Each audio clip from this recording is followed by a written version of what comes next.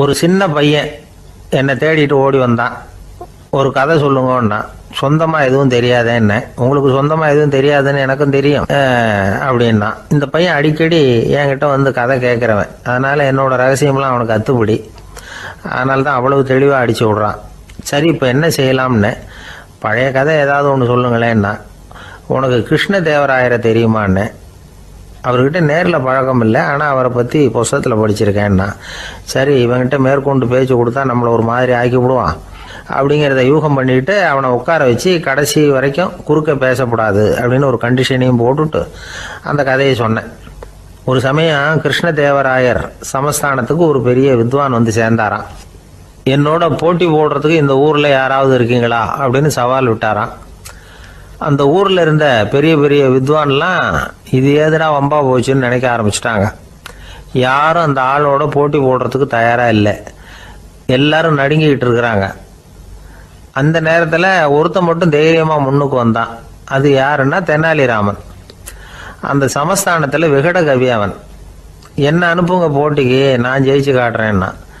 உனக்கு அவ்வளவு தைரியம் இருக்குதா அப்படின்னு கேட்டாங்க. தைரியம் மட்டும்தான் என்கிட்ட இருக்குது, ஆனால் தைரியம் இருந்தால் அதிர்ஷ்டம் தேடிட்டு வருங்கிறது எனக்கு தெரியும் அப்படின்னா. அடுத்த நாள் போட்டி ஆரம்பமாச்சு. அந்த பெரிய வித்வான் வந்து நின்னார். தெனாலிராமன் எதிரில் வந்து நின்னான். அந்த வித்வான் ஒரு விரலை காட்டினார். தெனாலிராமன் பதிலுக்கு 2 விரலை காட்டினான். வித்வான் 3 விரலை காட்டினார். இவன் உடனே 4 விரலை காட்டினான். உடனே 5 விரலை காட்டினார் அவர். தெனாலிராமன் உடனே தன்னுடைய கை முஷ்டியை காட்டினான், கையை மூடி காட்டினான். அவ்வளோதான். அந்த பெரிய வித்வான் கிருஷ்ணதேவராயர் காலில் விழுந்தார். நான் தோத்துட்டேன், என் தோல்வியை ஒத்துக்கிறேன் அப்படின்னு சொல்லிவிட்டார். கிருஷ்ணதேவராயர் அவரை தனியாக அழைச்சிட்டு போய் என்ன நடந்ததுன்னு விசாரித்தார். அந்த வித்வான் விளக்கம் கொடுத்தார். ஆண்டவன் ஒருவன் தான் உண்டுங்கிறத விளக்கிறதுக்காக நான் ஒரு விரலை காட்டினேன். அப்படி இல்லை, சக்தியை சேர்த்தா சக்தி சிவன் 2 பேர் உண்டுன்னு உங்கள் வித்வான் 2 விரலை காட்டினார்.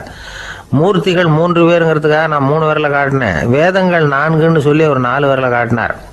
பஞ்சபூதங்கள் 5ன்னு நான் 5 விரலை காட்டினேன். அதையெல்லாம் அடக்கி ஆளணும்னு சொல்லி அவர் கையை மூடி உறுதியாக காட்டினார். அடடா, உங்கள் வித்வானுக்கு எப்பேற்பட்ட அறிவு, அவர் தான் ஜெயிச்சார், நான் தோத்துட்டேன் அப்படின்னார் அவர். அப்படி சொல்லிவிட்டு அவர் போயிட்டார். அதுக்கப்புறம் தெனாலிராமனை கூப்பிட்டு என்னப்பா நடந்தது அப்படின்னு கேட்டாராம். அதுக்கு தெனாலிராமன் விளக்கம் கொடுத்துருக்குறான். அவன் முதல்ல என்னை கொன்னுடுவேன்னு அந்த வித்வான் ஒரு விரலை காட்டினான். உடனே ஒரு 2 கண்ணையும் தோண்டி போடுவேங்கிறதுக்காக நான் 2 விரலை காட்டினேன். உனக்கு நாமம் போட்டுருவேன்னு சொல்லி 3 விரலை காட்டினான். அதை அழிச்சிருவேன்னு 4 விரலை காட்டினேன். உன்னை அரைஞ்சிருவேன்னு அவன் 5 விரலை காட்டினான். நான் உங்களை குத்தி போடுவேன்னு சொல்லி கையை மூடி காட்டினேன் அப்படின்னா. இப்போ பாருங்க, ஜெயிச்சது யார்? தைரியம் மட்டும் இருந்துட்டா அதிர்ஷ்டம் தானாக தேடி வருங்கிறது எவ்வளவு உண்மையாக போச்சு. அதனால் நாம் எப்பவும் தைரியமாக இருக்கணும்னு சொல்லிவிட்டு என் எதிரில் கதை கேட்டுட்டு உட்காந்துருந்த சின்ன பையனை பார்த்தேன். அவன் என்னை நிமிர்ந்து பார்த்தான். அவன் தன்னோட கை கால் 2ஐயும் ஒரு மாதிரியாக என் முன்னால் தூக்கி 20 விரலை காட்டினான். எனக்கு ஒன்றும் புரியல. இதுக்கு என்னப்பா அர்த்தம்னு கேட்டேன். இதே கதையை இதுக்கு முன்னாடி என்கிட்ட 20 தடவை நீங்கள் சொல்லியிருக்கீங்கன்னு அர்த்தம் அப்படின்னா. ஒருத்தர் வேகமாக நடந்து போகிறார். கடத்தெருவில் ஒரு ஸ்வீட்டு கடையை பார்க்குறார். உடனே சடன் பிரேக் போட்டது மாதிரி நிற்கிறார். ஒரு ஸ்வீட் வாங்கி சாப்பிட்லாமேன்னு மனசு சொல்லுது. டாக்டர் வேணாம்னு சொல்லியிருக்கிறார், உடம்புக்கு ஒத்துக்காது, அதனால் அது வேணாம்னு சொல்லுது அறிவு. இவர் மனசு சொல்கிறத கேட்கல, அறிவு சொல்கிறபடி கேட்குறார். அதனால் மறுபடியும் வேகமாக அங்கேருந்து நடந்து போயிடுறார். அவர் நல்ல மனுஷன்.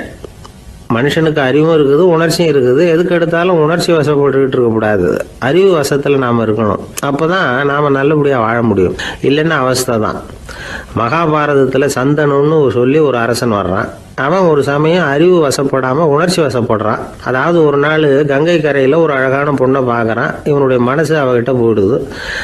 அவளை வந்து கல்யாணம் பண்ணிக்கிறதுக்கு ஆசைப்படுறான். அந்த பொண்ணு சரின்னு சம்மதிக்கிறா. ஆனால் ஒரு நிபந்தனை போடுறா. அந்த நிபந்தனைக்கு சம்மதம்னு சொன்னாதான் உன்னை கல்யாணம் பண்ணிக்குவேன்னு சொல்றா. சரி, அவள் போட்ட நிபந்தனை என்ன தெரியுமா? இது மாதிரி, நான் உங்கள் மனசு புண்படுற மாதிரி எந்த காரியம் பண்ணாலும் நீங்கள் என்னை ஏன்னு கேட்கக்கூடாது, நான் செய்கிற காரியத்தை தடுக்கவும் கூடாது. அப்படி நீங்கள் செஞ்சால் அடுத்த கணமே நான் உங்களை பிரிஞ்சு போயிடுவேன். இதுதான் அந்த பொண்ணு போட்ட நிபந்தனை. சந்தன அரசன் இந்த நிபந்தனையை ஒத்துக்கலாமா? இதை அறிவுபூர்வமாக யோசிச்சிருந்தா இதுக்கு கட்டுப்பட்டுருக்க மாட்டான். இந்த நிபந்தனைக்கு நான் சம்மதிக்க மாட்டேன்னு தான் சொல்லியிருக்கணும். ஆனால் அவன் அந்த நேரத்தில் உணர்ச்சி வசத்தில் இருந்தான். அதனால் நீ என்ன சொன்னாலும் சரின்னு ஒத்துக்கிட்டான். அவளை கல்யாணம் பண்ணிக்கிட்டான். இதனால் என்ன ஆச்சு? 7 பச்சை இளம் குழந்தைகளை பிறந்த உடனே அவள் கங்கையில் தூக்கி எறிஞ்சி கொல்லக்கூடிய கோர காட்சியை இவன் ஒன்று பின்னாடி ஒன்றா பார்க்க வேண்டியதாக போச்சு. கடைசியில் 8வது குழந்தை பிறந்ததுன்னா அவனுடைய அறிவு மேலோங்குது. அந்த கொடிய செயலை தடுத்து நிறுத்துறான். அந்த 8வது குழந்தை தான் பின்னாடி பீஷ்மர் ஆகிறார். ஒரு பக்தி பிரசங்கத்தில் ஒரு பேச்சாளர் இந்த விஷயத்தை சொல்லிவிட்டு இன்னொரு விஷயமும் சொன்னார். அது என்னன்னா, சந்தனு மன்னன் அறிவுக்கும் உணர்ச்சிக்கும் நடுவில் அகப்பட்டு தவிச்சதுனால அவன் வம்சத்தில் வந்த கௌரவர்கள் உணர்ச்சி வசப்பட்டாங்க, பாண்டவர்கள் அறிவு வசப்பட்டாங்க அப்படின்னு சொன்னார். மனுஷனுக்கு உணர்ச்சியை விட அறிவு மேலோங்கி இருக்கணுங்கிறது சரிதான். ஆனால் அந்த அறிவை எப்படி உபயோகப்படுத்துகிறோங்கிறது முக்கியம். ஒருத்தர் சொன்னார், சார் இன்னைக்கு கோயம்புத்தூரில் ஒரு கல்யாணம், அதுக்கு நான் போக முடியலேன்னு நினைக்கும் பொழுது மனசுக்கு ரொம்ப வருத்தமாக இருக்குது சார் அப்படின்னார். ரொம்ப உணர்ச்சி வசப்பட்டார். அதுக்காக கவலைப்படாதீங்க சார், ஒரு வாழ்த்து தந்தி கொடுத்துருங்களேன் அப்படின்னார் இன்னொருத்தர். அது எப்படி சார் முடியும்னார் அவர். நான் தானே சார் கல்யாண மாப்பிள்ளை அப்படிங்கிறார் அந்த ஆள். ஒரு நண்பர் வந்தார். ரொம்பவும் இறுக்கமாக உடை அணிஞ்சிருந்தார். அதாவது ஆடைக்குள்ளே அவர் மாட்டிக்கிட்டு இருந்தது மாதிரி தெரிஞ்சது. ஏன் துணி குறைச்சலாக எடுத்துட்டீங்களா அப்படின்னு கேட்டோம். இல்லைங்க, எனக்கு எப்போவுமே இறுக்கமாக உடை அணிகிறது தான் பிடிக்கும் அப்படின்னார். ஒருத்தர் எப்படி உடை அணிகிறார் அப்படிங்கிறத வச்சு அந்த ஆள் எப்படிப்பட்டவர் அப்படிங்கிறத கண்டுபிடிச்சிடலாம். உடை அணிகிற விதம் ஒருத்தருடைய மனநிலையை வெளிப்படுத்துதான். இப்போ இறுக்கமான உடை அணிகிறவங்க பொதுவாக மன நிம்மதி இல்லாதவங்களாக இருப்பாங்களாம், கோபக்காரங்களாக இருப்பாங்களாம். ரொம்ப தொலைதொலைப்பாக ஆடை அணிகிறவங்க இருக்கிறாங்கல்ல, அவங்கெல்லாம் அமைதியான ஆளாக இருப்பாங்களாம், சாந்தமாக இருப்பாங்களாம். இவங்கெல்லாம் போராடுறதுக்கு சரியாக வரமாட்டாங்களாம். இப்படி ஒரு கணிப்பு இருக்குது. அதனால தான் போர் வீரர்களுக்கெல்லாம் இறுக்கமான உடையை தான் கொடுக்கறது வழக்கம். ஆனால் சன்னியாசிகளை பாருங்கள், அவங்களுக்கெல்லாம் ரொம்ப தொலை உடைகள் தான். அவங்கெல்லாம் டைட் பேண்ட் போட்டுக்கிட்டு நிற்க மாட்டாங்க சன்னியாசிகள்லாம். அதே மாதிரி சன்னியாசிகள்லாம் காவி உடையை தேர்ந்தெடுக்கிறதுக்கும் காரணம் உண்டு. பல ஆண்டுகள் சோதனை செஞ்சு பார்த்துட்டு தான் சன்னியாசத்துக்கு காவி தான் சரி அப்படின்னு முடிவு பண்ணியிருக்கிறாங்க. இப்போ பௌதீக விஞ்ஞானப்படியும் அதுதான் சரி. அதாவது சூரிய ஒளியில் 7 வண்ணங்கள் உண்டு. ஒரு பொருள் மேலே அது விழும்பொழுது அந்த பொருள் நமக்கு சிவப்பாக தெரிஞ்சதுன்னா அந்த பொருள் சிவப்பை தவிர மற்ற எல்லா நிற கதிர்களையும் உள்வாங்கிக்கிட்டு சிவப்பு நிறத்தை மட்டும் வெளியில் விடுது. அதாவது விலக்கி விடுது. அதனால தான் அந்த பொருள் சிவப்பாக தெரியுது. உடல் ஆரோக்கியத்துக்கு ஓரளவு சிவப்பு தேவைப்படுது. அதனால தான் காவி உடை அணிஞ்சால் சூரிய ஒளி ஓரளவு சிவப்பை விலக்கிவிடும். அதாவது சிவப்பின் பலனும் கிடைக்கும், இந்த சிவப்பின் கெடுதலும் இல்லை அப்படின்னு யோசனை பண்ணாங்க. காவி உதய வேளையின் நிறம். கீழ் வானத்தில் கதிர் உதிக்கிற வேளையில் முதல் ஒளி தோன்றுகிற நேரத்தில் காவி நிறம் தான் கசியும். தியானம் செய்கிறப்போ முதல்ல காணக்கூடிய ஒளி காவி நிறம்தான். தியானத்தின் உச்ச நிலையின் நிறம் நீலம். தியானம் காவி நிறத்தில் ஆரம்பமாகி நீல நிறத்தில் நிறைவடைகிறது அப்படிங்கிறார் ஓஷோ. நீலம் தியான சிகரம், காவி தியான ஆரம்ப குறியீடு, ஒரு சன்னியாசியின் ஆரம்ப தரிசனம் அப்படிங்கிறார் அவர். ஒருத்தர் நாள் பூரா காவி உடையே அணிஞ்சிருந்தா அந்த நிறம் அவருக்கு தியானத்தை பற்றிய நினைவை ஊட்டிக்கிட்டே இருக்கும். இப்படியே ஆடைக்கும் தியானத்துக்கும் இடையில ஒரு தொடர் ஏற்படுது. ஒரு துறவியின் உள்ளார்ந்த பண்பாக அது மாறுது. கடை வீதியில் ஒரு பொருள் வாங்க போகிறோம், அது மறந்துடக்கூடாதுங்கிறதுக்காக ஞாபகம் முடிச்சு போட்டுக்கிறோம். அந்த முடிச்சுக்கும் பொருளுக்கும் தொடர்பு இல்லை. ஆனால் கடை வீதிக்கு போன உடனே அந்த முடிச்சு அந்த பொருளை ஞாபகப்படுத்துது. அதாவது அந்த முடிச்சு ஒரு தொடர்பு அம்சமாக அமையுது. அது மாதிரி தான் காவி உடையும். ஒரு துறவி நடக்கும் பொழுது, சாப்பிடும் பொழுது, குளிக்கும் பொழுது அவருடைய காவி உடை அவருக்கு ஞாபகப்படுத்திக்கிட்டே இருக்கும். அது ஒரு நிலைப்படுத்தப்பட்ட நினைவாக ஞாபக முடிச்சாக மாறிடுது. காவி ஆடை இல்லைன்னா ஒருத்தரால் துறவியாக முடியாதுன்னு அர்த்தம் இல்லை. அதே நேரத்தில் காவி ஆடையால் ஒன்றும் பிரயோஜனம் இல்லை, அதில் ஒன்றும் அர்த்தம் இல்லை அப்படின்னு சொல்லிட முடியாது. இதுதான் உண்மை. இவ்வளவு தூரம் காவி ஆடையை பற்றி சொல்கிறதுனால எல்லாரும் சன்னியாசியாக போடுங்க அப்படின்னு நாம் சொல்கிறதாக யாரும் நினச்சிடக்கூடாது. மனசுக்கும் நிறத்துக்கும் உள்ள சம்பந்தத்தை தெரிஞ்சுக்கிறதுக்காக தான் இவ்வளவும். நமக்கு தெரிஞ்ச நண்பர் ஒருத்தர் இருக்கிறார், ஆஃபீஸில் வேலை பார்க்குறவர். ஒவ்வொரு மாதமும் 20ஆம் தேதிக்கு பிறகு அவரை போய் பார்த்தீங்கன்னா காவி உடை அணிஞ்சிக்கிட்டு, கண்ணை மூடிக்கிட்டு, கை ரெண்டையும் விரித்து வச்சுக்கிட்டு தியானத்திலேயே உட்காந்துருப்பார். ஏன் இப்படி பண்ணுறீங்கன்னு கேட்டேன். அதாவது 20ஆம் தேதிக்கு பிறகு என் கையில் ஒரு பைசா கூட கிடையாது, ஒரு சன்னியாசி லெவலில் இருக்கிறேன், என்கிட்ட எதுவும் செலவுக்கு கேட்காத அப்படின்னு என் மனைவிக்கு நான் சூக்காக உணர்த்துறதுக்காக அப்படி உட்காந்துருப்பேன் அப்படின்னு விளக்கம் கொடுக்குறார் அவர். ஒரு சராசரி மனிதனுடைய இயல்பு என்ன? இன்பம் வந்தால் துள்ளி குதிப்பான், துன்பம் வந்தால் சோர்ந்து போய் ஒரு மூலையில் உட்காந்துருவான். இவன் தான் சராசரி மனிதன். ஆனால் ஒருத்தன் இன்பம் வந்தால் அதுக்காக மகிழ்ச்சி அடையிறதில்ல, துன்பம் வந்தால் அதுக்காக சோர்ந்து போகிறதில்ல அப்படின்னு வச்சுக்கோங்க. அப்படி இருந்தால் அவன் சாதாரண ஆள் கிடையாது. ஒரு ஊரில் ஒரு ஞானி இருந்தார். அவரை தேடிட்டு ஒரு பெரியவர் வந்தார். ஐயா, ஞானத்தில் சிறந்த ஞானம் எது அப்படின்னு கேட்டாராம். இதுக்கு அந்த ஞானி என்ன பதில் சொன்னார் தெரியுமா? இன்பத்தினால மகிழ்ச்சி அடையாமலும் துன்பத்தினால சோர்வு அடையாமலும் இருக்கிறது தான் அந்த ஞானம், பெரிய ஞானம் அப்படின்னாராம். சரி சுவாமி, அப்படிப்பட்ட ஞானம் உங்களுக்கு எப்படி வந்ததுன்னு கேட்டிருக்காரு இவர். அதை நான் ஒரு கழுதைகிட்ட இருந்து கற்றுக்கிட்டேன் அப்படின்னாராம் அவர். இவருக்கு ஒன்றும் புரியல, ஒரு மாதிரியாக முழிச்சிருக்கிறார். இதை அவர் புரிஞ்சுக்கிட்டார். நீங்கள் நாளைக்கு காலையில் நம்முடைய ஆசிரமத்துக்கு வாங்க, புரிய வைக்கிறேன்னாராம். சரின்னு அவர் போயிட்டார். மறுநாள் காலையில் ஆசிரமத்துக்கு வந்து சேர்ந்தார். ஞானி அவரை கூப்பிட்டு உட்கார வச்சார். வாங்க, வந்து இப்படி உட்காருங்க, கொஞ்ச நேரத்தில் இந்த வழியாக ஒரு கழுதை போகும், அதை கவனித்து பாருங்கன்னாராம். இவருக்கு இன்னமும் ஒன்றும் புரியாமல் போச்சு, ஒரே குழப்பம். இருந்தாலும் அந்த ஞானி சொன்னது மாதிரியே உட்காந்துருக்கிறார். கொஞ்ச நேரத்தில் அந்த வழியாக ஒரு கழுதை போச்சு. அது முதுக நிறைய அழுக்கு மூட்டைகள், அதை சுமந்துக்கிட்டு போகுது. ஒரு சலவை தொழிலாளி அதை ஓட்டிகிட்டு போகிறார். கொஞ்சம் தூரத்தில் ஒரு ஆறு இருக்குது, அங்கே போய் துணியெல்லாம் சுத்தப்படுத்திக்கிட்டு சாயந்தரமாக திரும்பி இந்த வழியாகவே வருவாங்க. ஞானி சொன்னது மாதிரியே இந்த பெரியவர் அழுக்கு மூட்டையை சுமந்துக்கிட்டு போகிற அந்த கழுதையை கவனித்தார். கழுதை போயிட்டுது. அதுக்கப்புறம் ஞானியை திரும்பி பார்த்தார். இப்போ அந்த ஞானி சொன்னார், சாயந்தரம் வரைக்கும் நீங்கள் இங்கேயே இருக்கணும்னார். அதே மாதிரி இவர் இருந்தார். சாயந்தரமாக அந்த ஞானி சொன்னார், ஐயா, இப்போ கொஞ்ச நேரத்தில் அந்த கழுதை இந்த வழியாக திரும்பி வரும், அதையும் கவனித்து பாருங்கன்னார். இவரும் கவனித்து பார்க்குறார். கழுதை வந்தது. அது முதுகில் சலவை செய்யப்பட்ட துணி மூட்டை, அது பாட்டுக்கு சுமந்துக்கிட்டு போய்கிட்டு இருக்குது. பெரியவருக்கு ஒன்றும் புரியல, பொறுமை இழந்துட்டார். சரி சுவாமி, இந்த கழுதைக்கும் உங்கள் ஞானத்துக்கும் என்ன சம்பந்தம் அப்படின்னார். இப்போ அந்த ஞானி விளக்கினார். ஐயா, இந்த கழுதை இதே மாதிரி தினமும் காலையில் அழுக்கு மூட்டைகளை சுமந்துக்கிட்டு ஆற்றுக்கு போகுது, மாலையில் வெண்மையான சுத்தமான துணிகளை சுமந்துக்கிட்டு திரும்பி ஊருக்கு போகுது. காலையில் இது போகும்பொழுது முதுகில் அழுக்கு மூட்டைகளை சுமந்துக்கிட்டு போகிறோமேங்கிற வருத்தமும் அதுக்கு கிடையாது. சாயந்தரம் திரும்பி வரும்பொழுது சுத்தமான துணிகளை சுமந்துக்கிட்டு வர்றோமேங்கிற மகிழ்ச்சியும் அதுக்கு இல்லை. இதை பார்த்து தான் நான் அது மாதிரி ஞானத்தை கற்றுக்கிட்டேன் அப்படின்னாராம். அதனால் யார் கற்றுக் கொடுக்குறாங்க அப்படிங்கிறத விட எதை கற்றுக்கிறோம் அப்படிங்கிறது தான் முக்கியம். ஒரு சினிமா பார்க்குறோம், ஒரு அருவி கொட்டுறது மாதிரி காட்சி வருது, தண்ணீர் வழியுது. படம் முடிஞ்சதும் பார்த்தீங்கன்னா அந்த திரை என்ன நனைஞ்சு போயா இருக்கும். ஒரு தீப்பிடிச்சு எரியிற காட்சியே சினிமாவில் பார்க்குறீங்க, காட்சி முடிஞ்சதும் அந்த வெண் திரையே கருகி போயா இருக்கும். படத்தில் வர்ற தண்ணீரும் நெருப்பும் அந்த திரையை பாதிக்கிறது இல்லை. நாம் அந்த திரை மாதிரி இருக்கிறதுக்கு கற்றுக்கணுமா. அந்த பக்குவம் வந்துவிட்டதுன்னா இன்பமும் துன்பமும் நம்ம எதுவும் செய்யாது. ஒரு சினிமாவை பார்க்குற வரைக்கும் சிரிக்கலாம், அழலாம், பார்த்துட்டு வெளியில் வரும்பொழுது அழுதுகிட்டே வரக்கூடாது.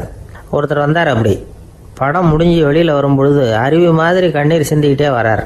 ஏன் சார் படம் அவ்வளவு சோகமா அப்படின்னு கேட்டார். இன்னொருத்தர், இல்லை சார், கூட்டம் ரொம்ப குறைச்சல் சார், மொத்தம் படம் பார்க்க வந்தவங்களே 15 பேர் தான் சார் அப்படின்னார் கண்ணீரை தொடச்சிக்கிட்டே.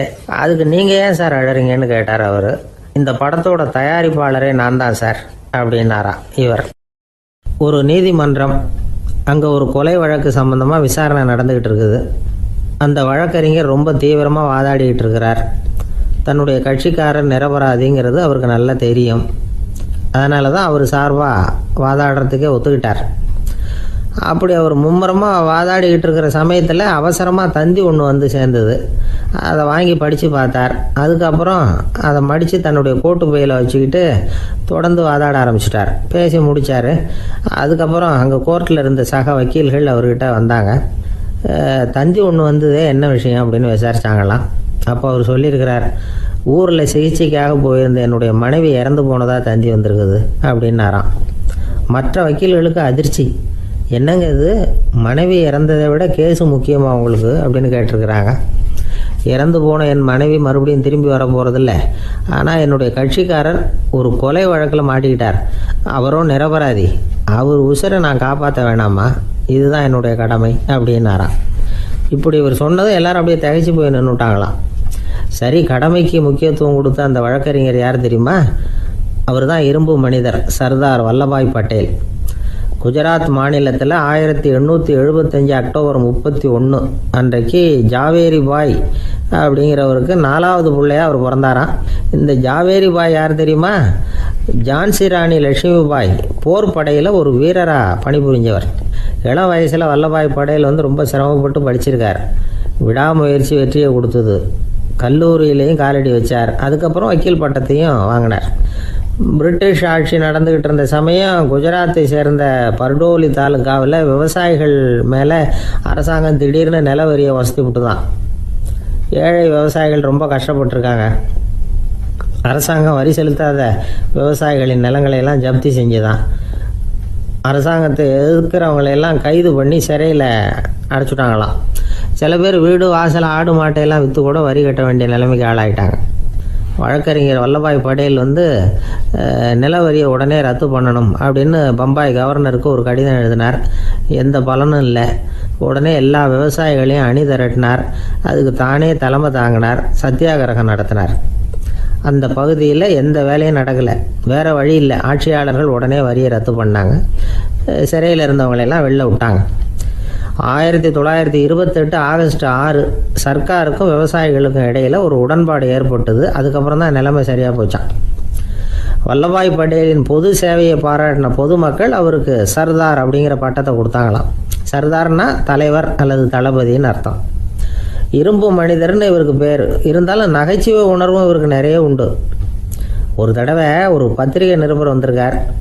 சர்தார் பட்டேல்கிட்ட அவருக்கு பிடிச்ச பண்பாடு கலாச்சாரம் எது அப்படின்னு கேட்கணும்னு ஆசை. அதனால் அவரை பார்த்து கேட்டாராம், ஏங்க உங்களுக்கு பிடிச்ச கல்ச்சர் எது அப்படின்னு கேட்டிருக்கார். இதுக்கு சர்தார் பட்டேல் சொன்ன பதில் என்ன தெரியுமா? எனக்கு பிடிச்ச கல்ச்சர் அக்ரிகல்ச்சர் அப்படின்னாராம். ஒரு நண்பர் சினிமா படம் தயாரிக்கிறவர், அவர்கிட்ட ஒரு நாள் பேசிக்கிட்டு இருந்தேன். அது எப்படி சார், நீங்கள் எடுக்கிற எந்த படமும் கையை கடிக்காத அளவுக்கு எடுத்துடுறீங்களே, அது எப்படின்னு கேட்டேன். அது ஒன்றும் பெரிய விஷயம் இல்லை சார்.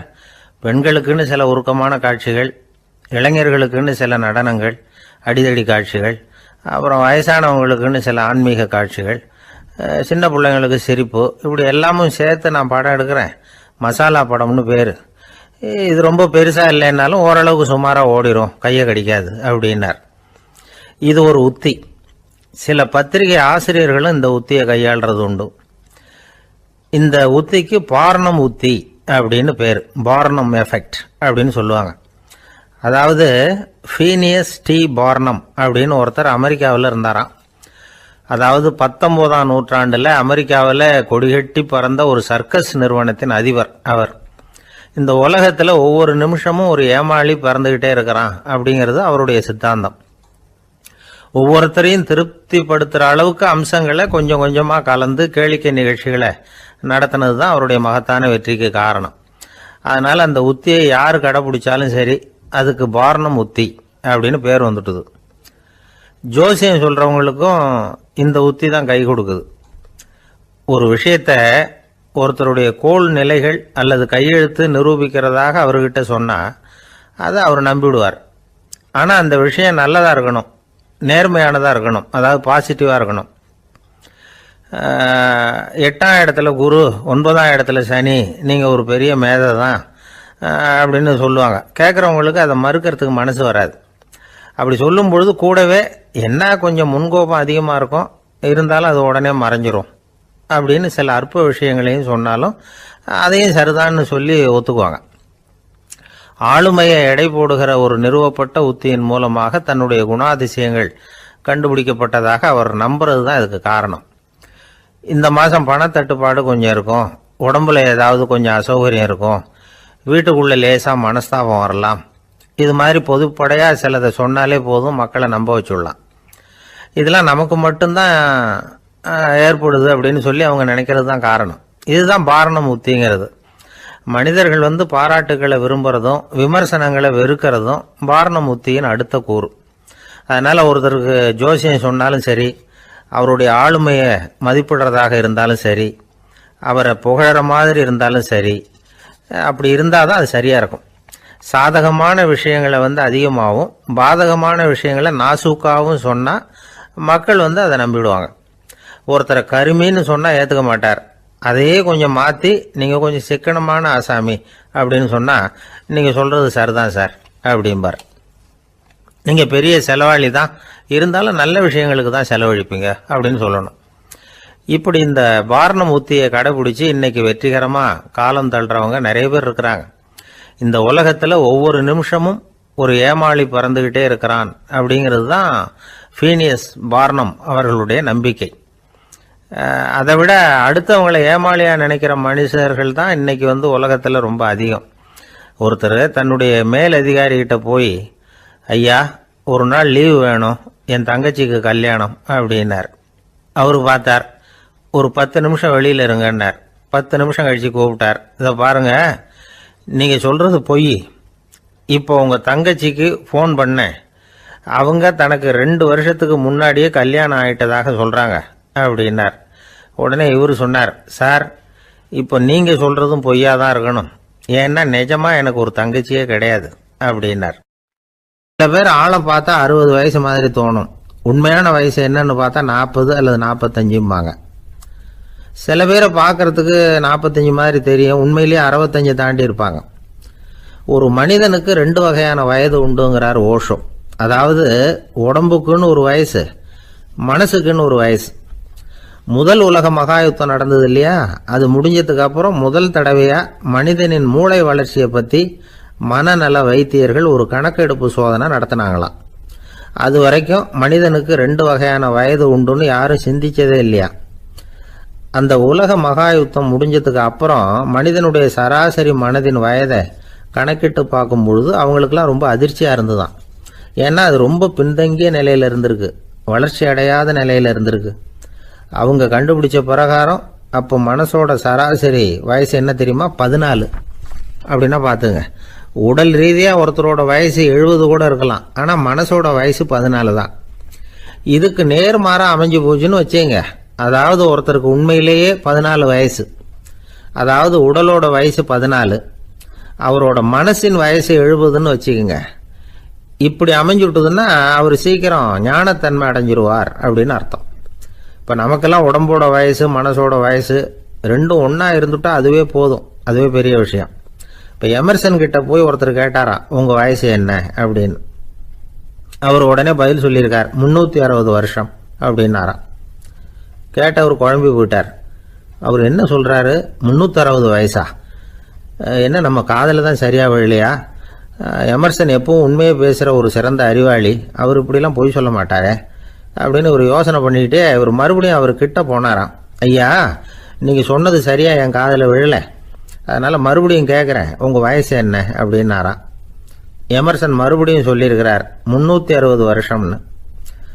வந்தவருக்கு உண்மையிலேயே அதிர்ச்சியாக போட்டுது. அதுக்கப்புறம் மெதுவாக ஆரம்பிச்சாராம், ஐயா நீங்கள் சொல்கிறத என்னால் ஏற்றுக்க முடியாது, எப்படி பார்த்தாலும் இப்போ உங்களுக்கு வயசு ஒரு 60க்கு மேலே இருக்காதுன்னு நினைக்கிறேன் அப்படின்னாராம். நீங்கள் சொல்கிறது சரிதான், அது என் உடம்போட வயசுன்னாராம் எமர்சன். அப்படின்னா ஏற்கனவே நீங்கள் சொன்னது அப்படின்னு கேட்டிருக்காரு, அது என் மனசோட வயசு அப்படின்னாராம். நம்மளை பொறுத்த வரைக்கும் அறிவு தூசு படிஞ்சிருக்கு, அது மாதிரியே அன்பும் மாசுபட்டிருக்கு. இது ரெண்டையும் சுத்தம் பண்ண வேண்டியிருக்குது, அப்போ தான் நாம் சரியான வயசில் வாழ முடியும். ஒரு ஆசாமி இருக்கிறார், அவருக்கு உடம்போட வயசு அதிகம், மனசோட வயசு ரொம்ப குறைச்சல், குழந்தை மாதிரி. அவர் ஒரு ஆஸ்பத்திரியில் படுத்திருக்கிறார். நர்சம்மா எல்லாருக்கும் மருந்து கொடுத்துட்டு போகிறாங்க. கொஞ்ச நேரம் கழித்து திரும்பி வந்தாங்க. அப்போ இவர் அந்த அம்மாவை கூப்பிட்டு சொல்கிறார், இதை பாருங்கள் சிஸ்டர், நீங்கள் எல்லாருக்கும் சின்ன சின்ன மாத்திரையாக கொடுத்துட்டு எனக்கு மட்டும் நீளமான மாத்திரையாக கொடுத்துட்டீங்க, முழுங்கிறதுக்கு ரொம்ப கஷ்டமாக போச்சு, இனிமேல் எனக்கும் சின்ன மாத்திரையாக கொடுங்க சிஸ்டர் அப்படின்னாராம்.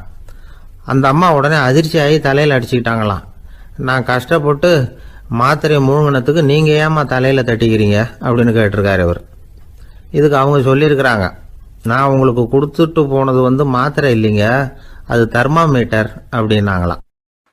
ஒருத்தர் ஓடி வந்தார், இன்னொருத்தரை பார்த்து, சார் உங்கள் சைக்கிளை ஒரு நாள் இரவல் கொடுங்களேன், பக்கத்து ஊருக்கு போயிட்டு வர வேண்டியிருக்கு அப்படின்னார். இவர் சைக்கிளை கொடுத்து பத்திரமா கொண்டுட்டு போங்கன்னார். சார் இதை பத்திரமா கொண்டு போகிறேன், கவலையே வேணாம், ஏன்னா இது உங்களோட சைக்கிள் அப்படின்னு நான் நினைக்கல, என்னோட சைக்கிளாக நினைக்கிறேன். அப்படின்னார். அதுக்கப்புறம் தான் இவருக்கு உண்மையாகவே பயம் வந்துட்டுது. ஏன்னா அவர் சொன்னது மாதிரி அதை தன்னோட சைக்கிளாகவே நினச்சி தள்ளிட்டு போட்டா என்ன பண்ணுறது? எது எதை நம்முடையதா நினைக்கணுங்கிறதுக்கு ஒரு வரையறை இருக்குது. சில பேர் ஆஃபீஸையே வீடாக நினச்சி விடுறது உண்டு. அப்படிப்பட்டவங்க கூட வீட்டை ஆஃபீஸாக நினைக்கிறது இல்லை. ஏன்னா வீட்டில் இவர் ஆஃபீஸராக நடந்துக்க முடியறதில்ல. இதெல்லாம் ஒரு பக்கம் இருக்கட்டும். இப்போ விஷயத்துக்கு வருவோம். பொறியியல் மேதை டாக்டர் விஸ்வேஸ்வரய்யா இருந்தார் இல்லையா, பாரத ரத்னா விருதெல்லாம் கொடுத்தாங்களே. ஆஃபீஸ் வேலை வேற, சொந்த வேலை வேற அப்படிங்கிறதுக்கு ஒரு உதாரணமாக இருந்தவர் அவர். மைசூர் மகாராஜா கிட்ட திவானா இருந்தார். அவர் ஒரு நாள் அரசாங்க வேலை காரணமாக வெளியூர் போயிருந்தார். ஹாசன்கிற ஊருக்கு பக்கத்தில் ஒரு பயண மாளிகை, அங்கே தங்கிவிட்டார். ராத்திரி அங்கே தங்கி இருந்துட்டு விடிஞ்சதும் ஊருக்கு திரும்புறதாக திட்டம். ராத்திரி தூங்குறதுக்கு ரொம்ப நேரம் ஆயிட்டுது. ரொம்ப நேரம் வரைக்கும் அரசாங்க சம்பந்தப்பட்ட வேலைகளையே பார்த்துக்கிட்டு இருக்கிறார். அரசாங்க ஃபைல்கள் நிறைய இருந்தது. அதையெல்லாம் ஒவ்வொன்றா எடுத்தார், படித்து பார்த்தார், பரிசீலனை பண்ணார். அதில் எழுத வேண்டியதை எழுதினார், கையெழுத்து போட்டார். ஒரு வழியாக அந்த வேலையெல்லாம் முடிஞ்சுது. அதுக்கப்புறம் என்ன பண்ணார்னா, தன்னுடைய சூட்கேஸை திறந்தார். அதிலிருந்து 2 மெழுகுவத்தியை எடுத்து கொளுத்தி வச்சார். அந்த பயண மாளிகையில் அது வரைக்கும் எரிஞ்சுக்கிட்டு இருந்த மின்சார விளக்குகளை அணைச்சுட்டார். அதுக்கு பிறகு அந்த மெழுகுவத்தி வெளிச்சத்தில் சில புத்தகங்களை தொடர்ந்து படிக்க ஆரம்பிச்சிட்டார். அந்த பயண மாளிகையில் பணியாளராக இருந்தவர் இதை பார்த்துட்டு ஓடி வந்தார். மறுபடியும் மின் விளக்கு போடுறதுக்காக போனார். விஸ்வேஸ்வரய்யா அதை பார்த்துட்டு போட வேணாம்ட்டாராம். இது வரைக்கும் நான் அரசாங்க அலுவல்களை கவனிச்சுக்கிட்டு இருந்தேன், அதனால் மின் விளக்குகள் அப்போ எரிஞ்சதில் தப்பு இல்லை. இப்போ நான் புத்தகம் படிச்சுக்கிட்டு இருக்கேன், இது என்னுடைய சொந்த வேலை. இங்கே இருக்கிற மின் விளக்கு அதுக்காக ஏன் எரியணும் அப்படின்னு கேட்டாராம். இப்போ இருக்கிற சில அரசு பணியாளர்கள்கிட்ட இந்த சம்பவத்தை பேச்சோட பேச்சா சொல்லி பார்த்தேன். அவங்களால இதை ஜீரணிக்கவே முடியல. நேர்மை தேவைதான் சார், அதுக்காக அவ்வளவு தூரத்துக்கு அது தேவையா அப்படிங்கிறாங்க. விஸ்வேஸ்வரய்யா அப்படி பண்ணினது தான் ஒரு நேர்மையாளர் அப்படின்னு இந்த உலகத்துக்கு நிரூபிக்கணுங்கிறதுக்காக இல்லை. தான் அப்படி நடந்து காட்டினா தன்னை சுற்றி இருக்கிறவங்களும் அதை கேள்விப்படுறவங்களும் முடிஞ்ச அளவுக்கு பொது வாழ்க்கையில் அரசு பணியில் நேர்மையை கடைபிடிக்க முயற்சி பண்ணலாமே அப்படிங்கிறதுக்காகத்தான். இப்போவும் சில பேர் இருக்கிறாங்க, இவங்க ஆஃபீஸ் வேற வீடு வேறன்னு நினைக்கிறது இல்லை, அவ்வளோ உரிமை. ஒருத்தர் அப்படிதான், அவருக்கு அவசரமாக 5000 ரூபா தேவைப்பட்டது. ஆஃபீஸு பணத்தை எடுத்துக்கிட்டார். அந்த நேரம் பார்த்து ஆடிட் வந்துட்டுது. ஆப்பிட்டுக்கிட்டார். விசாரணை நடக்குது. அவர் சொல்கிறார், சார் நான் நேரம் காலம் பார்க்காம ஆஃபீஸில் வேலை செய்வேன். ஏன்னா அதை என்னோட ஆஃபீஸாக நினைக்கிறேன். அவசரத்துக்கு அந்த பணத்தை எடுத்தேன், மறுபடியும் வச்சுடலாம்னு தான் இருந்தேன். அதுக்குள்ளே இப்படி ஆயிட்டுது. நீங்கள் என்ன நினச்சாலும் சரி, நான் ஆஃபீஸ் வேற வீடு வேற அப்படின்னு நினைக்கிறது இல்லை, அது என்னோட சுபாவம் அப்படின்னார். விசாரணை பண்ணவர் தீர்ப்பு வழங்கினார். உங்கள் சுபாவத்துக்கு மதிப்பு கொடுத்து நானும் தீர்ப்பு வழங்குறேன். நீங்கள் கொஞ்ச நாள் ஜெயிலில் இருந்துட்டு வாங்க, அது உங்களுக்கு கஷ்டமாக இருக்காதுன்னு நினைக்கிறேன். ஏன்னா அங்கே போனாலும் நீங்கள் உங்கள் சுபாவப்படி வீடு வேற ஜெயில் வேறன்னு நினைக்க மாட்டீங்க அப்படின்னாராம். ஒரு நண்பர் யாருக்கோ ஃபோன் பண்ணிட்டு இருந்தார். அவர் பேசி முடித்ததும் நான் அவரை பார்த்து, இப்போ ஃபோன் பண்ணீங்களே அந்த ஃபோன் நம்பர் என்ன அப்படின்னு கேட்டேன். அவர் தலையை சொரிஞ்சுக்கிட்டார், ஞாபகம் வரலன்னார். சரி சார் அதை விடுங்க, உங்கள் மனைவி பேர் என்ன அப்படின்னு கேட்டேன். மாலதின்னார். என்ன சார் இது வேடிக்கை, கொஞ்ச நேரத்துக்கு முன்னாடி பேசின ஃபோன் நம்பர் மறந்து போச்சு. எப்போவோ கல்யாணம் பண்ணிக்கிட்ட மனைவி பேர் மறக்கலை, அதை கரெக்டாக சொல்லிவிட்டீங்களே அப்படின்னு கேட்டேன். அவர் என்ன ஒரு மாதிரியாக பார்த்தார்.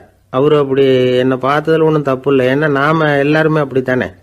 ஒரு குறிப்பிட்ட காரியத்துக்காக தொலைபேசியில் ஒருத்தட்ட பேசுகிறோம், அதுக்கப்புறம் அந்த எண் நமக்கு அனாவசியம், அதனால் மறந்துடுறோம். இதுக்கு பேர் தான் தற்காலிக ஞாபகம். ஆனால் மனைவி பேரை மறந்துட முடியுமா?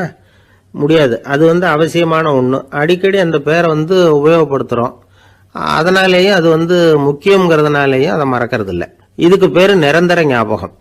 சரி, இந்த தற்காலிக ஞாபகம் நிரந்தர ஞாபகம் இது 2 ஞாபக அளவுகளையும் கட்டுப்படுத்துறது எது அப்படின்னா மூளைக்குள்ள நடக்கிற மின்சார நடவடிக்கைகள் தான். தற்காலிக ஞாபகம் ஒரு மின்னல் மாதிரி தோன்றி மறையுது. நிரந்தர ஞாபகம் ஒரு படிவம் போல மூளையில படிஞ்சுடுது. ஒரு சம்பவத்தின் பல பிரதிகள் மூளையில பல்வேறு பகுதிகளிலேயும் படியறதுனால ஒன்று மறைஞ்சாலும் மறந்தாலும் இன்னொன்று மறையறதில்லை. இப்படிப்பட்ட நிலைமையில தான் தொண்டையில இருக்கு, வாயில் வரமாட்டேங்குது சார் அப்படிமா. ஒருத்தருக்கு எந்த துறையில ஆர்வமும் ஈடுபாடும் அதிகமோ அது சம்பந்தமான ஞாபக சக்தி அதிகமா இருக்கும். தொழிலை விரும்புகிற ஒரு டெலிபோன் ஆபரேட்டருக்கு எண்கள்லாம் நல்ல ஞாபகம் இருக்கும். அது மாதிரி கவிஞர்களுக்கு வார்த்தைகள் நல்ல ஞாபகத்தில் இருக்கும். இது ஒரு பக்கம் இருந்தாலும் ஒரு மூளை எண்களை விட எழுத்துக்களை விட படங்களை ரொம்ப சுலபமா ஞாபகத்தில் வச்சுக்குது. புரிஞ்சுக்கிற தன்மை, அனுபவம், புத்தி கூர்மை இது கூடி குறையிறத பொறுத்து ஞாபக சக்தியும் ஏறும் இறங்கும். இப்போ உதாரணத்துக்கு ஒரு பையனுக்கு படித்தது எதுவும் ஞாபகத்தில் இல்லைன்னா அவன் அதை சரியாக புரிஞ்சுக்கலன்னு அர்த்தம். இந்த மறதிங்கிறது எந்த சமயத்தில் ஒரு பிரச்சனை ஆகுது தெரியுமா? உங்களுக்கு வேண்டியப்பட்ட ஒருத்தரை ஞாயிற்றுக்கிழமை சாயந்தரம் சரியாக 5 மணிக்கு கடற்கரைக்கு வர சொல்லிவிட்டு அந்த நேரத்தை மறந்துவிட்டா அது பரவாயில்ல, வர சொன்னதையே மறந்துவிட்டாதான் நிலைமை மோசம்னு அர்த்தம். இப்படி இருந்தால் இது சிகிச்சை எடுத்துக்க வேண்டிய நிலைமைங்கிறத புரிஞ்சுக்கணும். ஆமாம், இதுக்கும் மருந்து இருக்கு. ஆனால் மூளை குறிப்பிட்ட அளவுக்கு கீழே இயங்குறப்போவோ இன்னொன்று சொல்லுவாங்க, இந்த நியூரோ டிரான்ஸ்மிட்டர் அப்படின்னு சொல்லுவாங்க. அப்படிங்கிற மூளை ரசாயனம் ரொம்பவும் குறைஞ்சி போகிறப்போ மட்டும்தான் உபயோகப்படும். டாக்டர் என்ன சொல்கிறாங்க தெரியுமா? மூளையை பொறுத்த வரைக்கும் அதில் ஞாபக சக்தி அதிகமாக உள்ள மூளை, மறதி உள்ள மூளை அப்படின்னு ஒன்றும் கிடையாது அப்படிங்கிறாங்க. நினைவு வச்சுக்கிறதுக்கு பயிற்சி அளிக்கப்பட்ட மூளை, பயிற்சியற்ற மூளை அப்படின்னு வேணும்னா சொல்லலாம் அப்படின்னு சொல்கிறாங்க. அதனால நம்ம ஞாபக சக்திங்கிறது நம்ம கிட்ட இருக்கிற பயிற்சி, முயற்சி இதை பொறுத்து தான் அமையும். ஒருத்தர் ஒரு பென்சிலை எங்கேயோ வச்சுக்கிட்டு தேடிக்கிட்டு இருந்தார். அப்புறம் என்னமோ தீவிரமா யோசனை பண்ணி அதை ஞாபகப்படுத்தி பார்த்துக்கிட்டு இருந்தாராம். எதிரில் உட்காந்துருந்தவர் சொன்னார், பென்சிலை தானே தேடிட்டு இருக்கீங்க, அது உங்க வலது காதில் இருக்குது சார் அப்படின்னாராம் அவரு. இதுக்கு அவரு சொல்லியிருக்காரு, பென்சிலை வலது காதில் தான் வச்சிருக்கேங்கிறது எனக்கு நல்லா ஞாபகம் இருக்கு, ஆனா எது வலது காதுங்கிறது தான் மறந்து போச்சு அப்படின்னாராம். அவர் அதை தான் யோசிச்சுட்டு இருந்திருக்கிறார். ஒருத்தர் ரொம்ப கவலையோடு உட்காந்துருந்தார்.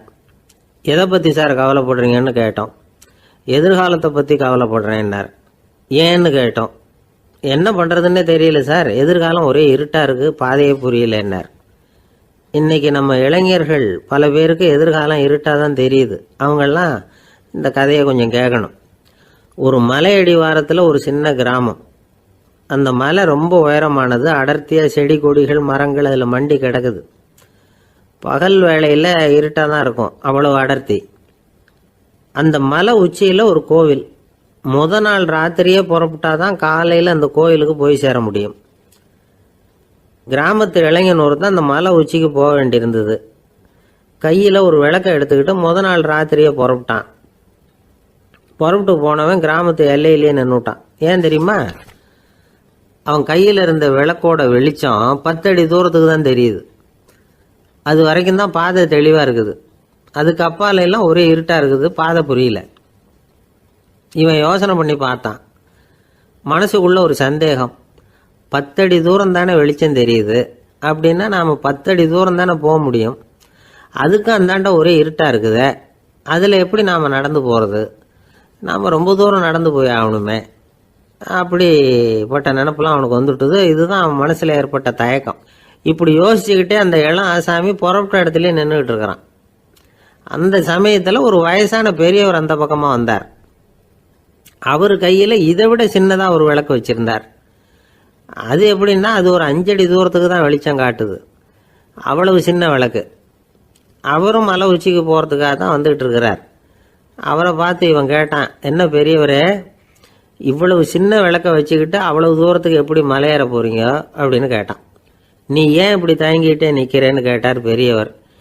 என்கிட்ட இருக்கிற விளக்கு 10 அடி தூரத்துக்கு தான் பாதையை காட்டுதுன்னா. இப்போ பெரியவர் சொன்னார், தம்பி, உன் கையில் இருக்கிற விளக்கு கொடுக்குற வெளிச்சத்தை வச்சு நீ முதல்ல 10 அடி தூரம் முன்னாடி போ. 10வது அடியில் போய் நின்றுக்கிட்டு பாரு, மறுபடியும் ஒரு 10 அடி தூரத்துக்கு பாதை தெரியும். இப்படி உன் கையில் இருக்கிற விளக்கு தொடர்ந்து வெளிச்சம் காட்டிக்கிட்டே இருக்கும். நீ முன்னேற முன்னேற அந்த வெளிச்சமும் முன்னேறும். அதனால் எத்தனை கிலோமீட்டர் தூரம் வேணும்னாலும் நீ இந்த 10 அடி தூரம் வெளிச்சத்தை வச்சுக்கிட்டே நீ போயிடலாம், புறப்படு அப்படின்னார். இப்போ தான் அந்த பெரியவர் சொன்னது இளைஞனுக்கு பளிச்சுன்னு புரிஞ்சுதான். உடனே உற்சாகமாக புறப்பட்டான், உச்சிக்கு போய் சேர்ந்தான்.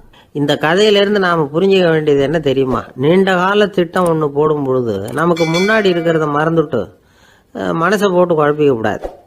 உங்கள் கையில் என்ன இருக்கோ அதுலேயே உங்கள் எதிர்காலம் மறைஞ்சிருக்குது. கண் முன்னாடி தெரியறத வச்சு ஆரம்பிங்க, போக போக வழி தானா புலப்படும் அப்படிங்கிறார் ஒரு பெரியவர். பெரிய பயணங்களையெல்லாம் இப்படி தான் நடத்த வேண்டியிருக்கும். ஒவ்வொரு அடியாக எடுத்து வச்சா ஓடி போய் சேர்ந்து விடலாம். மலைச்சு போய் நின்றுட்டா நின்றுக்கிட்டே இருக்க வேண்டியது தான். நம்ம ஆள்லாம் ரொம்ப மோசமான இருக்கிறாங்க. ஒருத்தன் அப்படித்தான் நீண்ட தூர பிரயாணம் ஒன்று புறப்பட்டான். ரயில் போய்கிட்டே இருந்தது. கொஞ்ச தூரம் போச்சு, பாதி வழியில் கையில் வச்சுருந்த டிக்கெட்டை காற்றுல விட்டுட்டான். ஐயோ என் டிக்கெட்டு போயிட்டுதே அப்படின்னு கத்த ஆரம்பிச்சுட்டான். பக்கத்தில் இருந்த பெரியவர் அவனை பார்த்து பரிதாபப்பட்டு, கவலைப்படாத தம்பி, போனா போகுது, வேற டிக்கெட் வாங்கிக்கலாம் அப்படின்னு ஆறுதல் சொன்னார்.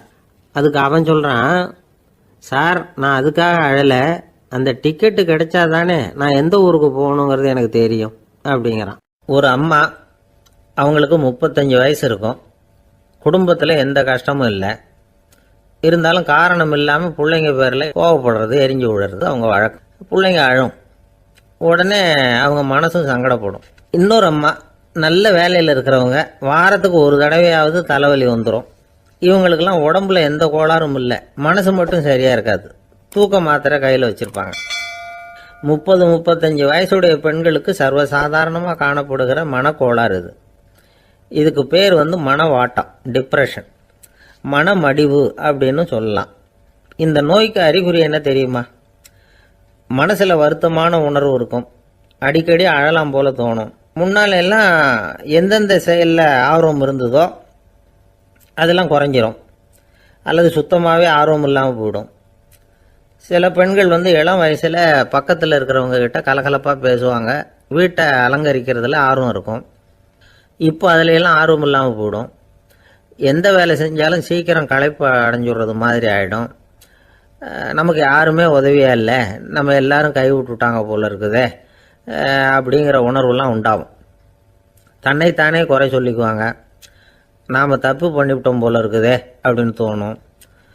குற்றம் பண்ணிட்டதா நினச்சி கஷ்டப்படுவாங்க. பசி இருக்காது, தூக்கத்தில் தொந்தரவு இருக்கும்.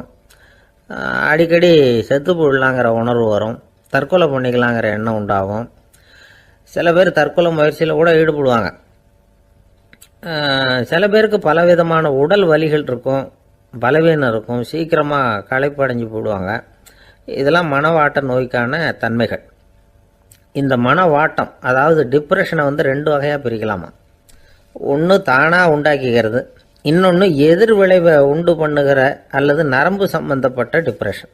தானாக உண்டாக்கிக்கிற மனவாட்ட நோய் இருக்கு பாருங்க, அதுக்கு ஏதாவது சூழ்நிலை காரணமாக இருக்கலாம், அல்லது இல்லாமலும் போகலாம். மூளையில் டொப்பாமைன் அல்லது செரட்டோனின் இதோட அளவு குறையும் பொழுது இந்த டிப்ரெஷன் உண்டாகுது. இதுக்கு ஓரளவு பிறவி காரணங்கள் கூட இருக்கலாம். குடும்பத்தில் வேற சிலருக்கும் வரலாம். பாதிக்கப்பட்ட பெண்ணை பார்க்கறதுக்கு பலவீனமாக தெரியும், கடுமையான குற்ற உணர்வு இருக்கும், தனியாக இருக்கிறதுக்கு ஆசைப்படுவாங்க, நடு ராத்திரியில் எழுந்திரிச்சு உட்காந்து கஷ்டப்பட்டுக்கிட்டு இருப்பாங்க, கொடூரமான முறையில் தற்கொலை பண்ணிக்க முயற்சி பண்ணுவாங்க, தீ வச்சுக்கிறது, அமிலத்தை குடிக்கிறது, தூக்கில் தொங்குறது. இப்படி தானாக வரவழைச்சிக்கிற மனவாட்ட நோய் மறையக்கூடிய நோய். ஒரு தடவை வந்தால் 3லேருந்து 6 மாதம் வரைக்கும் நீடிக்கும். இடைப்பட்ட காலங்களில் நோயாளி இயல்பாக இருப்பார். எதிர் விளைவை உண்டு பண்ணுகிற அல்லது நரம்பு சம்பந்தப்பட்ட மனவாட்ட நோய் எப்படின்னா, கணவன் மனைவி, மாமியார் மருமகள், இப்படிப்பட்ட உறவு முறை பிரச்சனைகள், தோல்விகள், எரிச்சல்கள், ஆபீஸ் பிரச்சனை, இப்படிப்பட்ட சூழ்நிலையால் உண்டாகிறது. எல்லாத்துக்கும் மருந்து இருக்குது, மார்க்கம் இருக்குது, கவலைப்பட வேண்டியதில்லை, தைரியமாக இருக்கணும். உளவியல் மருத்துவம் இதுக்கு ரொம்ப உபயோகமாக இருக்கும்.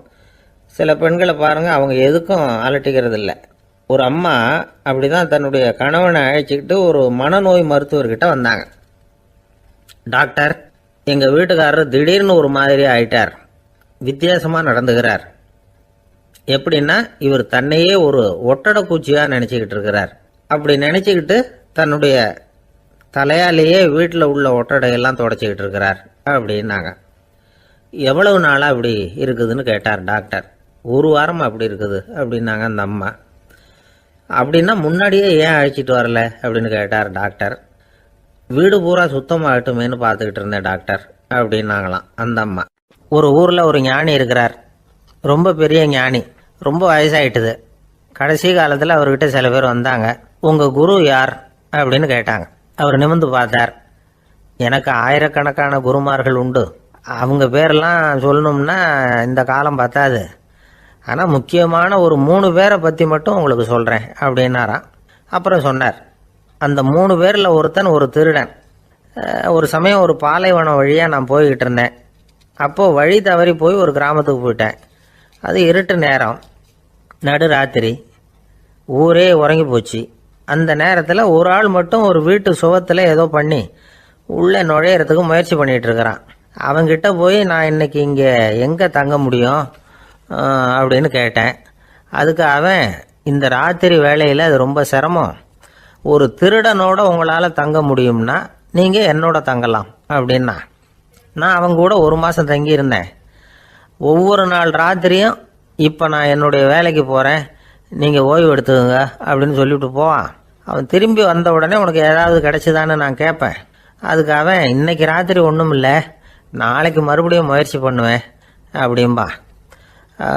எப்பவும் அவன் நம்பிக்கை இழந்ததே கிடையாது, எப்பவும் சந்தோஷமாகவே இருப்பான். நானும் ரொம்ப காலமாக தியானம் பண்ணிக்கிட்டே இருந்தேன், ஒன்றுமே நடக்கலை. ஆனால் நான் என்ன பண்ணேன் தெரியுமா, மனசு வருத்தப்படும், நம்பிக்கை இழந்துருவேன். அப்போல்லாம் அந்த திருடனுடைய விடாமுயற்சி தான் ஞாபகத்துக்கு வரும். அதனால் அந்த திருடன் எனக்கு ஒரு குரு. என்னுடைய 2வது குரு யாருன்னா அது ஒரு நாய். இது எப்படின்னா, ஒரு சமயம் எனக்கு ரொம்ப தாகமாக இருந்தது. ஒரு நதியை நோக்கி போய்கிட்டு இருந்தேன். அப்போ ஒரு நாயும் வந்தது. அதுக்கும் தாகம். ஓடி வந்து ஆற்றை பார்த்துது. அதோட நிழல் வந்து ஆற்றுல தெரிஞ்சுது. அதை பார்த்ததும் பயந்துட்டுது. அது அதாவது அது தன்னுடைய சொந்த உருவத்தையே கண்டு பயந்தது. அதை பார்த்து குறைக்குது, திரும்பி ஓடிச்சு. ஆனால் அதுக்கு தாகம் அதிகமாக இருந்ததுனால அது மறுபடியும் திரும்பி வந்தது. பார்த்தா மறுபடியும் தண்ணியில் நாயோட உருவம் தெரியுது. இப்படி சில தடவை பண்ணிச்சு. இருந்தாலும் கடைசியில் தண்ணியில் குதிச்சுட்டுது துணிஞ்சி. இப்படி குதித்த உடனே அதோட உருவமும் மறைஞ்சுட்டுது. இதை பார்த்தேன். நான் என்ன புரிஞ்சுக்கிட்டேன்னா, எவ்வளவுதான் பயம் இருந்தால் கூட ஒருத்தன் தைரியமாக காரியத்தில் இறங்கணும் அப்படிங்கிறத புரிஞ்சுக்கிட்டேன். இந்த போதனை அந்த நாய்கிட்ட இருந்து எனக்கு கிடைச்சிது. இது ஒன்று. அடுத்தது என்னுடைய 3வது குரு யாருன்னா அது ஒரு சின்ன குழந்தை. நான் ஒரு சமயம் ஒரு நகரத்துக்கு போனேன். அங்கே ஒரு குழந்தை எரிகிற மெழுகுவத்தி ஒன்று எடுத்துக்கிட்டு வந்தது. நான் அந்த குழந்தைய பார்த்து வேடிக்கையாக கேட்டேன், ஏன் பாப்பா, இந்த மெழுகுவத்தியை நீயாவே கொளுத்துனியா அப்படின்னு கேட்டேன். ஆமான்னுது அந்த குழந்தை. சரி, இந்த மெழுகுவத்தி முன்னாடி எரியாமல் இருந்தது, இப்போ எரியுது. இந்த மெழுகுவத்திக்கு வெளிச்சம் எங்கேருந்து வந்தது, அதை எனக்கு காட்ட முடியுமா அப்படின்னு கேட்டேன் அந்த குழந்தைகிட்ட. இதுக்கு அந்த குழந்தை சிரிச்சுக்கிட்டு அந்த மெழுகுவத்தியை ஊதி அணைச்சுட்டுது. அதுக்கப்புறம் என்னை பார்த்து கேட்டுது, இப்போ இந்த மெழுகுவத்தியின் வெளிச்சம் போனதை பார்த்தீங்க இல்லையா, அது எங்கே போச்சுன்னு எனக்கு சொல்லுங்க அப்படின்னுது. அந்த குழந்தை இப்படி கேட்டதும் என்கிட்ட இருந்த ஆணவம் அழிஞ்சுட்டுது. நான் படித்ததெல்லாம் அந்த வினாடியில் சுக்கு நூறாக போயிட்டுது. என்னுடைய முட்டாள்தனத்தை நான் உணர்ந்தேன் அப்படின்னு இவ்வளவும் அந்த ஞானி விவரமாக சொன்னாராம். அதனால் நாம் இன்னார்கிட்டே இருந்து தான் இதை கற்றுக்கணுங்கிறது இல்லை, யாருக்கிட்டே இருந்தும் எதையும் கற்றுக்கலாம். நம்மால் ஒருத்தன் ஒரு நாய் வளர்த்துக்கிட்டு இருந்தான். அந்த நாய்க்கு வால் கிடையாது. யாரோ ஏற்கனவே வெட்டி எடுத்துட்டாங்க. இந்த நாய் தான் சார் எனக்கு குரு, அதுகிட்டே இருந்து கூட நான் பாடம் கற்றுக்கிட்டு இருக்கிறேன் அப்படின்னா. அப்படி என்ன கற்றுக்கிட்டேன் இந்த வால் இல்லாத நாய்கிட்டே இருந்து அப்படின்னு கேட்டோம். நாம் யாருக்கிட்டையும் வாலாட்டக்கூடாது அப்படிங்கிற பாடத்தை அதுகிட்டே இருந்து தான் நான் கற்றுக்கிட்டேன் அப்படின்னா. இந்த உலகத்தில் எவ்வளவோ உயிரினங்கள் இருக்குது, ஒவ்வொன்றும் ஒவ்வொரு விதமாக சண்டை போடுது. இப்போ 2 மாடு சண்டை போட்டுக்குதுன்னு வச்சுங்க, என்ன பண்ணும், 2 முட்டிக்கும். அதுக்கு சண்டை போடுறதுக்கு ஆயுதமாக உபயோகப்படுறது அதோட கொம்பு. 2 சேவல் சண்டை போட்டுக்குதுன்னு வச்சுங்க, அதுக்கு ஆயுதமாக உபயோகப்படுறது அதோட கால் நகம். காலால் தான் அது ஒன்றோட ஒன்று சண்டை போட்டுக்கும். ஆனால் 2 மனுஷன் சண்டை போட்டுக்கிறான்னு வச்சுங்க, இவன் இன்னதை தான் ஆயுதமாக உபயோகப்படுத்துவான்னு குறிப்பிட்டு சொல்ல முடியாது. கல்லை எடுப்பான், கத்தி எடுப்பான், துப்பாக்கி எடுப்பான், என்ன வேணாலும் பண்ணுவான். வாயால் திட்டுவான், கையால் அடிப்பான், காலால் உதைப்பான், சகலகலாக வல்லவன். விலங்குகள்லாம் பொதுவாக வாயை சாப்பிட்றதுக்கு மட்டும்தான் உபயோகப்படுத்துது. ஆனால் இவனுக்கு சாப்பிட்றதுக்கும் அதுதான், சாப்பிட்டு விட்டு திட்டுறதுக்கும் அதுதான். ஆனால் ஒரு விஷயத்தில் மட்டும் கெட்டிக்கிறேன். அதாவது நாம் சண்டை போட்டுக்கிட்டாலும் பரவாயில்லை, கோழிகள் சண்டை போடாமல் இருக்கணும் அப்படின்னு ஆசைப்படுறான். எதுக்காக? கோழிகள் சண்டை போடாமல் இருந்தால் நிறைய முட்டைகள் போடுமா, அதுக்காக தான் இந்த அக்கறை. கோழி பண்ணை வச்சிருக்கிறவங்களுக்கு இது ஒரு பெரிய பிரச்சனை. அதாவது பண்ணையில் இருக்கிற கோழிகளுக்குள்ளே அடிக்கடி சண்டை வந்துடும். அதனால் முட்டை உற்பத்தி குறைஞ்சிரும். சரி, இதுக்கு என்ன பண்ணுறது? பண்ணையில் போய் உட்காந்துக்கிட்டு தினமும் பஞ்சாயத்து பேசிகிட்டு இருக்க முடியுமா? அமெரிக்காவில் கோழி பண்ணை வச்சுருக்கிற ஒருத்தர் இதை பற்றி யோசனை பண்ணி பார்த்தாராம். ஒரு வழியையும் கண்டுபிடிச்சிருக்கார். கோழிக்கெல்லாம் மூக்கு கண்ணாடி மாட்டி விட்டுட்டோம்னா அது சண்டை போடுற குணம் குறைஞ்சிரும், முட்டை அதிகமாகிடும். அந்த கண்ணாடியில் உள்ள லென்ஸு சிவப்பு நிறத்தில் இருக்கணும், அவ்வளவுதான் அப்படின்னு அவர் கண்டுபிடிச்சாராம். இது ஏற்கனவே நடைமுறையில் கண்டுபிடிக்கப்பட்ட ஒரு விஷயம். ஆனால் எல்லா கோழிக்கும் சிவப்பு மூக்கு கண்ணாடி எப்படி மாட்டி விடுறது? அப்படியே மாட்டி விட்டாலும் அது நழுவாமல் இருக்கணுமே. இப்போ நாமெல்லாம் நடு வரலால் மூக்கு கண்ணாடி நடுவில் தொட்டு அப்படி ஸ்டைலாக சரி பண்ணிக்கிறோம்.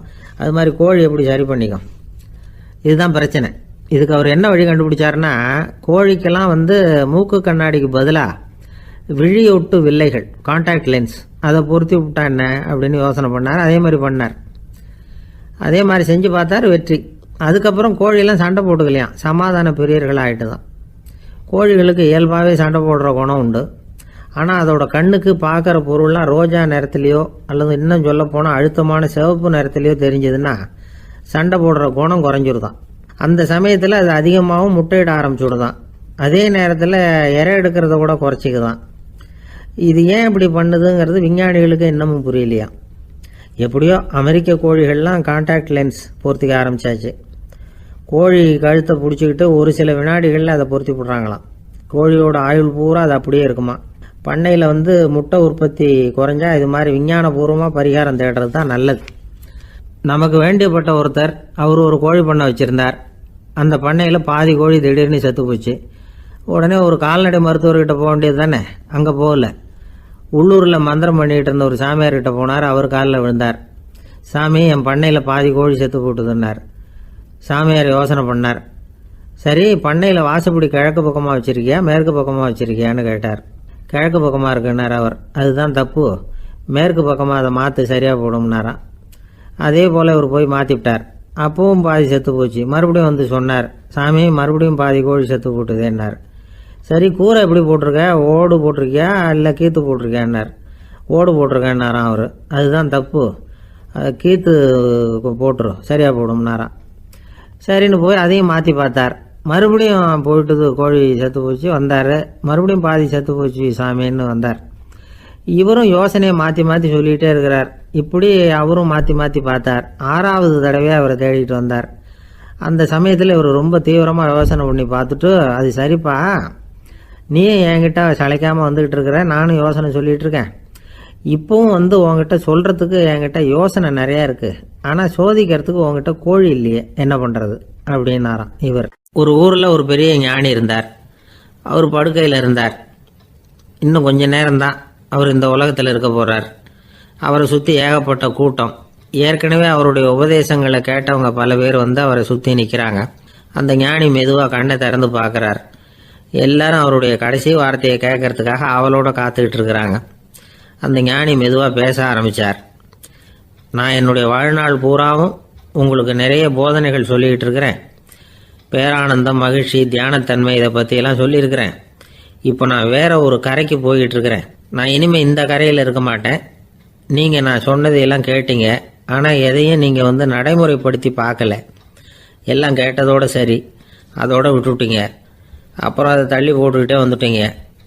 மேலும் அதை தள்ளி போடுறதுல எந்த பிரயோஜனமும் கிடையாது. இப்போ நான் போய்கிட்டு இருக்கிறேன். உங்களில் யாராவது என்னோட வர்றதுக்கு தயாரா அப்படின்னு கேட்டார். அவ்வளவுதான், யாரும் வாய திறக்கல. ஒரே மௌனம், சத்தமே இல்லை. ஒருத்தர் பார்த்துக்கிட்டே நிற்கிறாங்க. அந்த கூட்டத்தில் ஒரு ஆள் அந்த ஞானி கூடவே 40 வருஷத்துக்கு மேலே இருந்திருக்கிறான். அவனும் வாயை திறக்காமல் இன்னொருத்தன் முகத்தை பார்த்துக்கிட்டே நிற்கிறான். இந்த சமயத்தில் பின்னாடி நின்றுக்கிட்டு இருந்த ஒருத்தன் கையை தூக்கினான். ஞானி அவனை பார்த்தார். சரி, ஒருத்தனுக்காவது நம்மோட வர்றதுக்கு தைரியம் இருக்குது அப்படின்னு நினச்சார். ஆனால் அந்த ஆள் என்ன சொன்னான் தெரியுமா? ஐயா, நீங்கள் கேட்குறப்போ நான் உடனே எழுந்திருக்கல, கையை மட்டும்தான் தூக்கினேன். என்ன காரணம்னா, நான் எப்படி அடுத்த கரைக்கு சேர்றதுங்கிறது தெரிஞ்சுக்கிறதுக்காக தான். அந்த விவரத்தை மட்டும் இப்போ உங்ககிட்ட இருந்து நான் தெரிஞ்சுக்க ஆசைப்படுறேன். ஏன்னா இப்போ நான் உங்கள் கூட வர்றதுக்கு தயாராக இல்லை. எவ்வளவோ காரியங்களை நான் இன்னும் இங்கே முடிக்க வேண்டியிருக்குது. வீட்டுக்கு ஒரு விருந்தினர் வந்திருக்கிறார். என்னுடைய இளைய மகனுக்கு கல்யாணம் பண்ணி வைக்கணும். அதனால் இன்றைக்கி உங்கள் கூட வர முடியாது.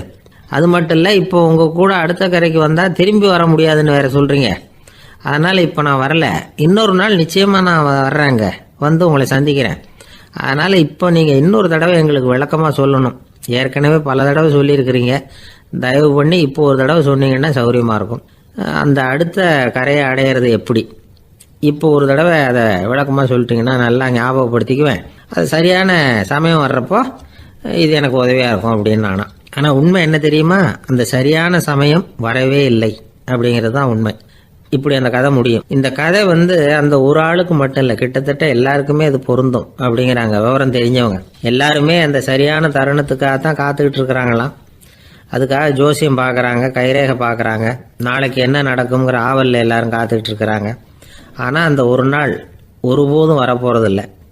நீங்கள் தள்ளி போடுறதுக்காக பல அர்த்தமில்லாத காரணங்களை தேடுறீங்க அப்படிங்கிறார் ஒரு ஞானி. காத்திருக்கிறதுலேயே நம்ம காலம் ஓடி போயிடுது.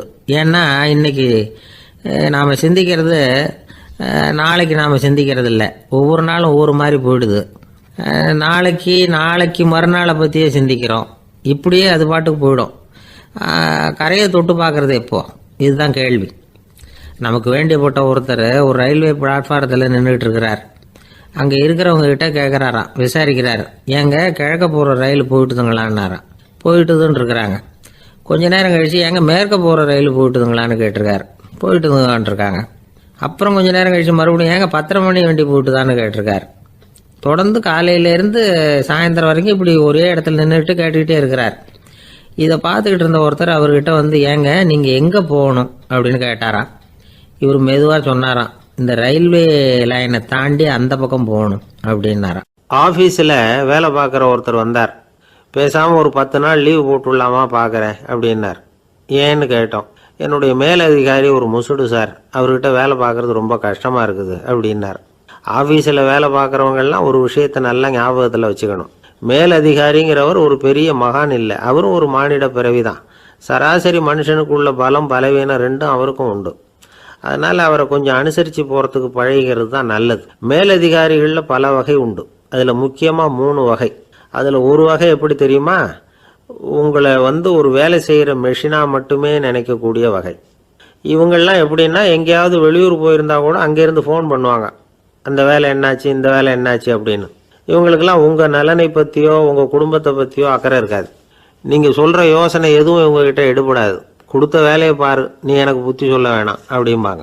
இவங்களை அனுசரித்து போகிறதுக்கு ஒரே வழி, இவங்க எதை சொன்னாலும் சரின்னு சொல்லிவிட்டு வேலையை கவனிக்க வேண்டியது தான். இவங்ககிட்ட வேற எந்த கேள்வியும் கேட்டுக்கிட்டு இருக்கக்கூடாது. ஆமாம் சாமி போடுறது கௌரவ குறைச்சல் இல்லை, அது ஒரு அலுவலக சௌகரியம், அவ்வளவுதான். இன்னொரு வகையான மேலதிகாரிகள் எப்படி தெரியுமா, இவங்கெல்லாம் ஆஃபீஸ் வேலையை பற்றி அதிகமாக கவலைப்பட்டுக்கிட்டு இருக்க மாட்டாங்க. தங்களுடைய சொந்த இமேஜ் பாதிக்கப்படக்கூடாதுங்கிறதுலையே கவனமாக இருப்பாங்க. இவங்கெல்லாம் அடிக்கடி உங்கள் நலனை விசாரிப்பாங்க. அதே மாதிரி நீங்களும் அவரை விசாரிக்கணும்னு எதிர்பார்ப்பாங்க. இந்த ரக அதிகாரிகளுக்கெல்லாம் புது வருட வாழ்த்து அனுப்பலாம், பிறந்தநாள் வாழ்த்து அனுப்பலாம். அவருக்கு எங்கேயாவது ஒரு பாராட்டு விழா நடந்தால் முதல் வரிசையில் போய் உட்காந்து உங்கள் முகத்தை காட்டலாம். ஆஃபீஸ் வேலையை மட்டுமே பார்க்குற பணியாளர்கள் இது மாதிரி அதிகாரிகள்கிட்ட நல்ல பேர் வாங்க முடியாது. இன்னொரு வகையான மேலதிகாரிகள் உண்டு. அவங்க எப்படின்னா, ஆஃபீஸ் வேலையை பற்றியும் கவலைப்பட மாட்டாங்க, தனக்கு கீழே வேலை பார்க்குறவங்கள பற்றியும் கவலைப்பட மாட்டாங்க. எக்காரணம் கொண்டும் தன்னுடைய பொசிஷனுக்கு ஆபத்து வந்துடக்கூடாதுன்னே நினைக்கக்கூடியவங்க இவங்க. இவங்களால கடுமையான வேலை செய்யவும் முடியாது, தீர்மானிக்கவும் முடியாது.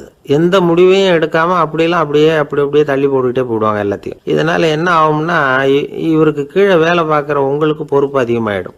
இவங்ககிட்ட போய் பிரச்சனையை மட்டும் சொல்லி பிரயோஜனம் இல்லை, அதுக்கான முடிவுகளை நீங்களே சொல்லணும்.